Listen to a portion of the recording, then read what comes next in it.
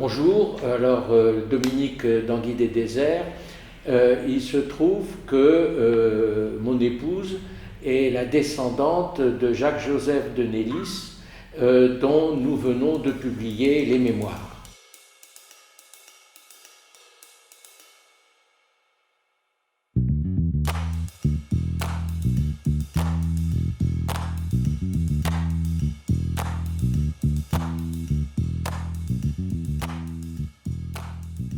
Nous avons redécouvert récemment une liasse de documents manuscrits dont voici un exemplaire, comment ça se présente. Et en nous plongeant dedans, nous avons vu que c'était écrit par Jacques-Joseph de Nélis. Jacques-Joseph de Nélis est né en 1786 et il est orphelin jeune. Il est d'origine modeste, mais sa mère réussit à lui donner une éducation solide pendant les troubles de la Révolution. Éducation qui lui permettra d'avoir une culture et un style élégant et vivant qui rendent la lecture de ses mémoires agréable. Les mémoires commencent après le traité de Tilsit, 7 juillet 1807.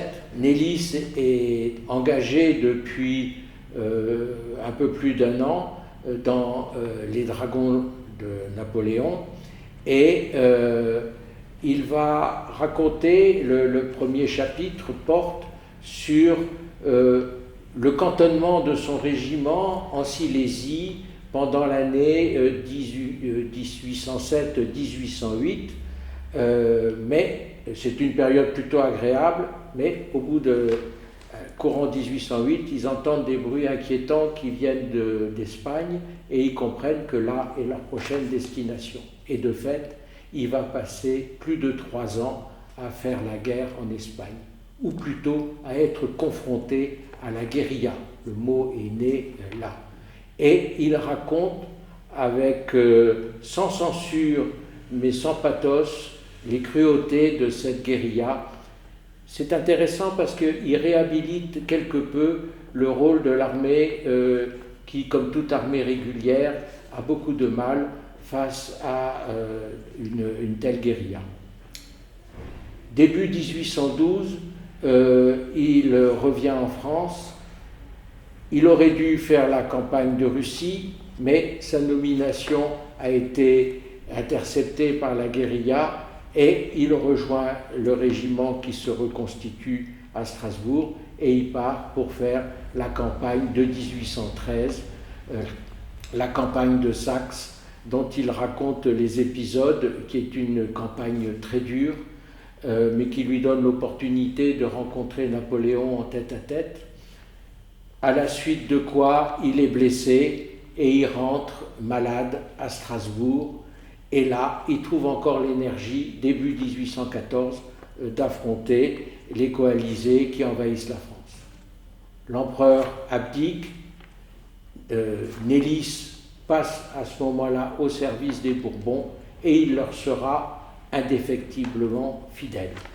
Au point que, pendant les 100 jours, il s'exile avec la famille royale et il est repéré là par le duc de Berry qui, quelques mois après, le fait venir dans la garde de monsieur, le futur Charles X. C'est une autre histoire qui commence et qui sera contée dans Mémoire d'un garde du roi. Il y a le style de Nélis, agréable à lire, mais il y a aussi ce mélange très constant de considérations, de détails sur la vie militaire, sur aussi la vie des populations qu'il rencontre, des gens avec qui il vit, des villes, des paysages, de la nature, de l'agriculture, des pays qu'il traverse.